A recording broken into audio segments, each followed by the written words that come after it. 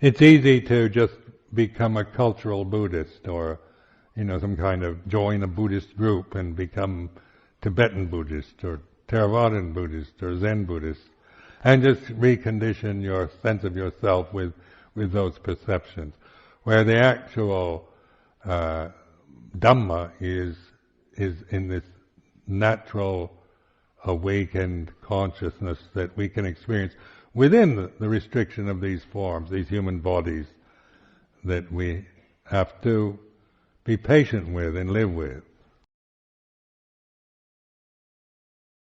So this year also, the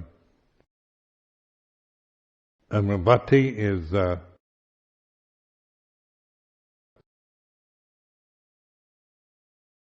it's a very nice place to live. I enjoy being here, and so there's been a kind of year of fulfillment for me, a sense of well-being and a lot of joy in my Buddhist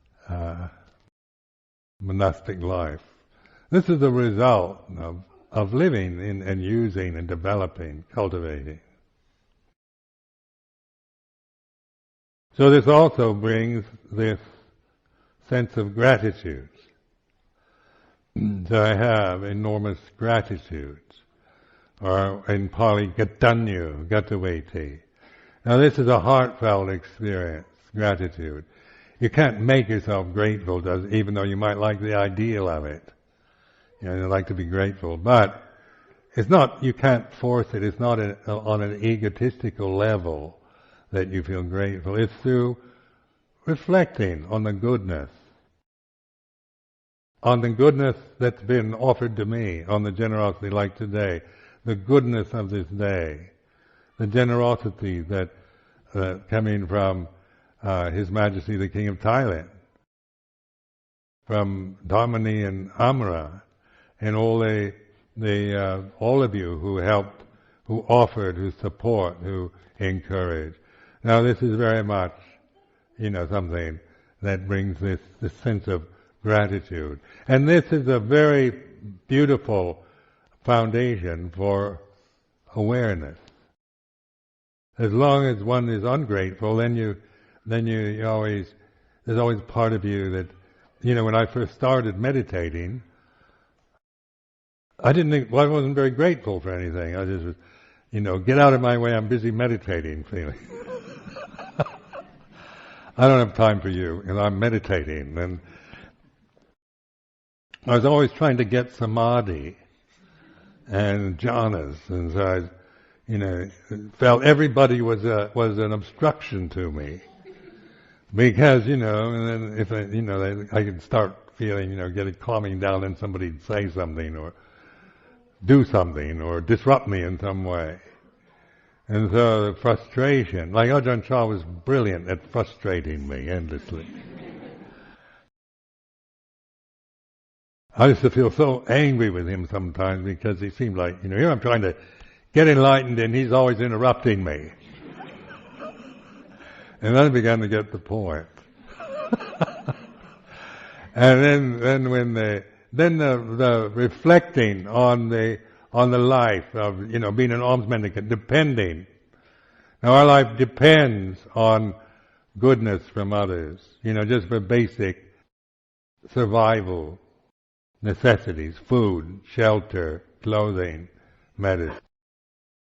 So, and then in the samana sanya level, when you're developing what they call samana sanya, or there's reflecting on the point of being a samana, or an alms mendicant, you're always reflecting on this, that the generosity that's supported by the goodness, the generosity of others. And after a while, you begin to recognize this, that you're not taking it for granted, or thinking that, I deserve this, or you should support me, or anything like this. But it's a recognition of the generosity, because this Amaravati has been a place where there's been incredible generosity generated. People here, over the 22 years of this monastery, it's all supported on generosity. on the generousness of human individuals. And so this of course is a sense of gratitude, a sense of real appreciation, and for the opportunity to live here in this country as a Buddhist monk without being persecuted or despised. Even last May, believe it or not, last May I was invited to Buckingham Palace by the Queen.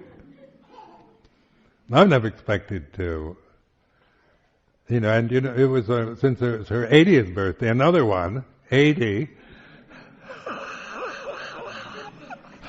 This is a very auspicious year, isn't it? And she was doing things, like from expressing her own appreciation in many ways, giving receptions, greeting people. And so this was a reception for people living in Britain who are over 60, who work for the welfare of the society. And I was invited in this category. Now that's very wonderful, isn't it? To be appreciated by Her Majesty Queen Elizabeth. I would never expect her to even know anything about this. She's not Buddhist, or doesn't seem interested anyway. But obviously she's informed, and so the sense of being a Buddhist monk in Britain is now, it seems like I belong here. Buddhism belongs here. It's no longer just a kind of Asian religion that people happen to believe in that come here, or some kind of exotic thing. It is a real sense of integrating it into society, like all the other, like Islam and Hinduism, the other religions.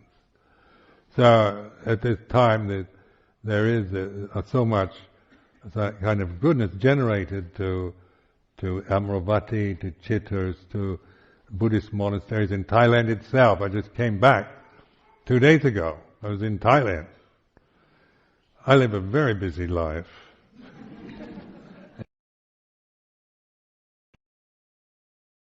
And I went to the Katina in Harnam, Ajahn Sumedho's monastery in the north, and then the next day I had to go to Thailand, have there's eye treatments there. But then there also, the generosity toward, of course, Wat Bapong now, Luang Por Chah's monastery, is it's got electricity, it's quite posh actually.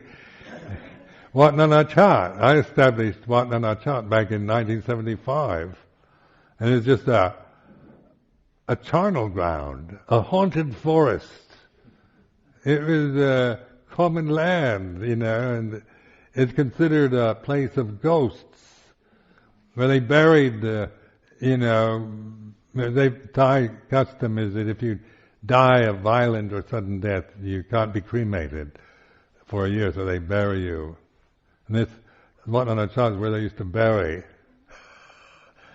And so it had a some kind of ghostly reputation.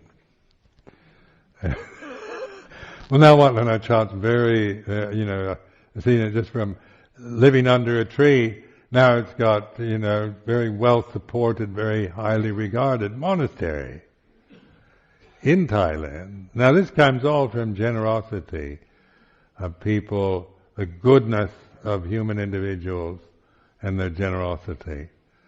So today I just want to emphasize this, for you yourselves, to not dwell just on the negative side or the fears and worries or the faults you find with yourself or that, but begin to appreciate who you are, the opportunities of having a teaching like the Lord Buddha's teaching, of living in a place where you're free to develop your religious, spiritual life, to have the intelligence and the opportunity of this human birth to understand and to be free from delusion. So I'll stop here, and again This has been the most marvelous day, and I hope all my best wishes and for your happiness and for your awakeness and freedom from all suffering.